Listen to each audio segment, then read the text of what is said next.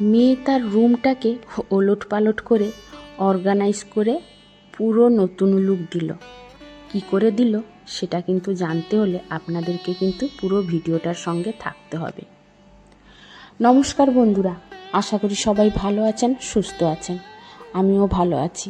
আমি সুস্মিতার নতুন আবার একটা ভিডিওতে আপনাদেরকে স্বাগত জানিয়ে আর সঙ্গে নিয়ে আজকে আবার একটা নতুন ভিডিও নিয়ে আপনাদের সামনে উপস্থিত হলাম। ভিডিওটা দেখতে থাকুন, আশা করি একটু হলেও ভালো লাগবে।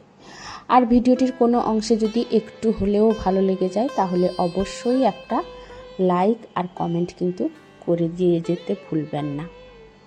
তো আজকে কিন্তু মেয়ে তার রুমটা পুরো অর্গানাইজ করছে আর লুকটাও পুরো চেঞ্জ করছে। আর আমি কিন্তু আমার রুমটাকে করছি, যেহেতু আর সময় নেই, পয়লা বৈশাখ আসতে মাঝখানে আর মাত্র 2 দিন বাকি আছে।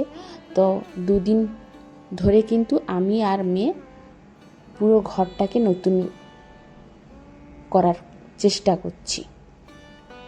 যদিও বা আমার রুমে কিছু ওলটপালট করা যাবে না, তাই আমার রুম যেরকম আছে সেরকমই রাখতে হবে, শুধু একটু পরিষ্কার পরিচ্ছন্ন করে নিতে হবে। কিন্তু মেয়ের রুমের লুকটা কিন্তু চেঞ্জ করা যাবে, আর সে কিন্তু সেটাই করছে। তো এই যে দেখুন,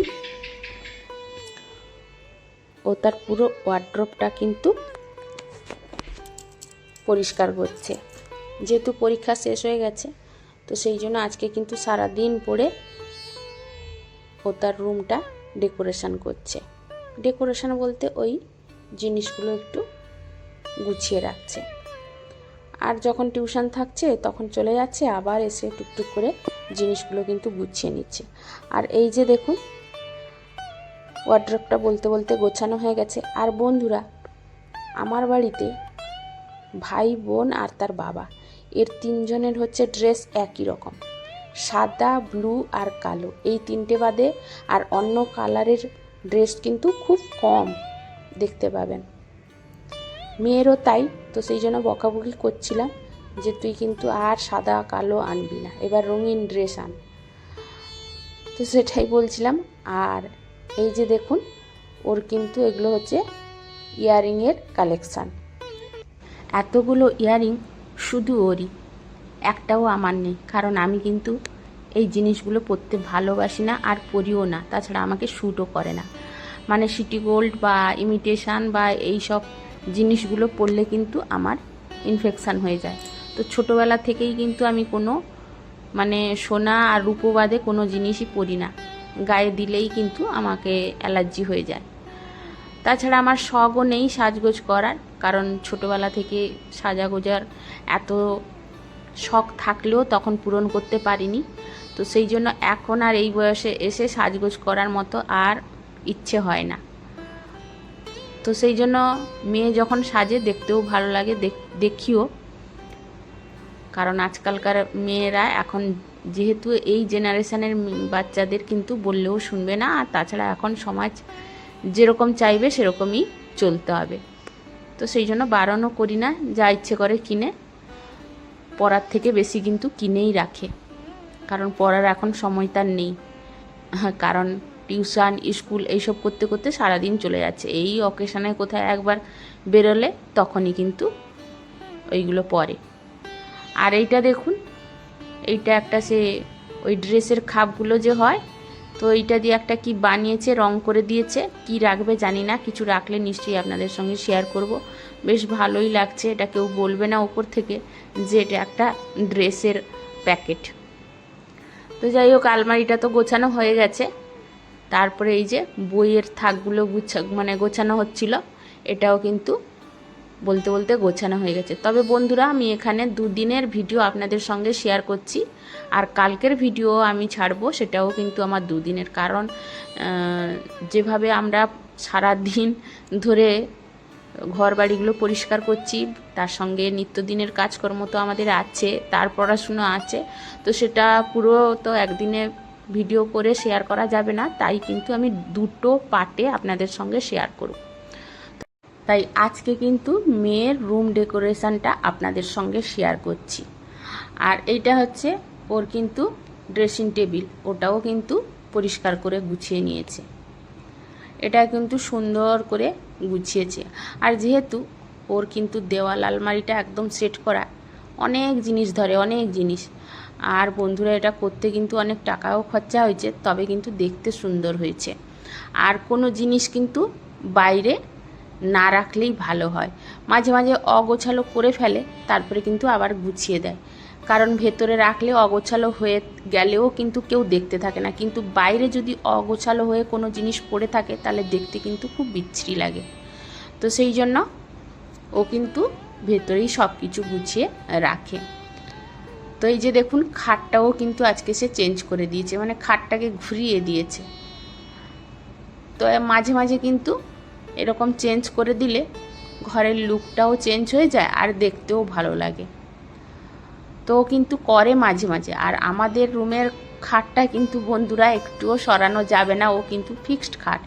আর অনেক বড় খাট, অনেক ভারী খাট, তাকে কিন্তু কোনো দিকে চেঞ্জ করা যাবে না। যেহেতু মানে খাট আর ওয়ার্ড্রপ, দেওয়াল আলমারি, ড্রেসিং টেবিল সব একসঙ্গে সেট করা আছে, তো তার জন্য কিন্তু কোনো দিকেই সরানো যাবে না আমাদের খাটটা।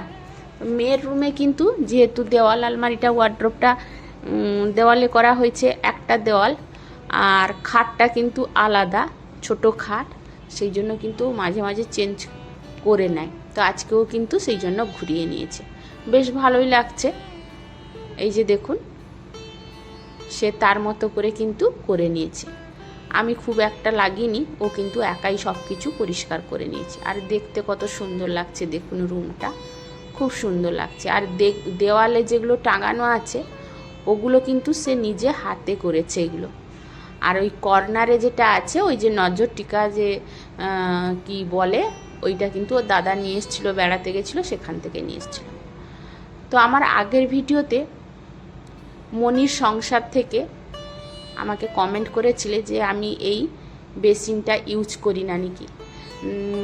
এই বেসিনটা ইউজ করা হয় না এখন, তবে লোকজন বেশি হলে কিন্তু ইউজ করা হয়। আসলে কি জানো তো, এটা করার সময় না মিস্ত্রিরা প্রচুর গন্ডগোল করে দিয়েছে। এই যে মুখ ধোয়ার সময় না, জলটা কিন্তু ভিতরের দিক দিয়ে গিয়ে আবার পাইপের ভেতরে কিছুটা গিয়ে আবার বেরিয়ে আসে ভেতর দিকে। তো সেই জন্য এঁটো হয় প্রচুর বলে, আর জলটা যেহেতু ভেতরের দিকে চলে আসে, সেই জন্য কিন্তু এটাকে ইউজ করা হয় না। যেহেতু এখন 3 জন আছি, তো সেই জন্য ওই সিঙ্কটাতে মুখ ধুয়ে নেওয়া হয়। আর দোকানের বাচ্চাগুলো তো নিচে গিয়ে ধুয়ে, ওই জন্য এই সিঙ্কটাকে, এই বেসিনটাকে এখন ব্যবহার করি না। তাছাড়া এই যে বসানোটাও ঠিক মতো হয়নি, যে আঠা দিয়েছিল, আঠাগুলো সব ছেড়ে গেছে। আর এত দাগ করে দিয়েছে, মানে স্পট পড়ে গেছে এত না, যত যা দিয়ে পরিষ্কার করি না কিন্তু বেসিনটা পরিষ্কারই হয় না। তো সেই জন্য এতে আরও যাতে নোংরা না হয়, সে বেসিনটা ভালো থাকে, তার জন্য কিন্তু আমি এখানে মুখ ধোয়াটা বন্ধ করে দিয়েছি। কারণ মুখ ধুলে তো এঁঠো, হলুদ কস এগুলো প্রচণ্ড হয়, আর এঁঠো যেহেতু ভিতরের দিকে চলে আসে, তো সেই জন্য কিন্তু এটাকে বন্ধ করেছি। আর তোমরা যারা প্রত্যেকেই মানে এরকম বেসিন লাগাবে না, দেখে লাগাবে। কারণ ওই যে জল বের করানোর যে পাইপটা লাগায়, ওইটা যদি একটু উঁচু নিচু হয়ে যায় তাহলে কিন্তু জলের সমস্যা হয়। তো আমারই সেটা হয়েছে। তো যাই হোক, সেই জন্য এটা খুব একটা ব্যবহার করা হয় না। আশা করি বুঝতে পেরেছ। তো তারপরে যেহেতু আজকে পূর্ণিমা পুজো ছিল, তো সন্ধেবেলায় বাড়িতে পূর্ণিমা পুজো হলো, তো সেটাও একটু আপনাদের সঙ্গে শেয়ার করলাম। তো আজকের ভিডিওটা খুব একটা বড় করলাম না। আর গত ভিডিওতে যেসব বন্ধুরা কমেন্ট করেছেন তাদেরকে জানাই অসংখ্য অসংখ্য ধন্যবাদ, এইভাবে আমার পাশে থাকার জন্য, এইভাবে আমাকে সাপোর্ট করার জন্য। তো আজকের মতো ভিডিওটা কিন্তু এখানেই শেষ করছি, আর আপনাদের কাছ থেকে বিদায় নিচ্ছি। সবাই ভালো থাকুন, সুস্থ থাকুন। তো আজকের মতো টাটা বন্ধুরা।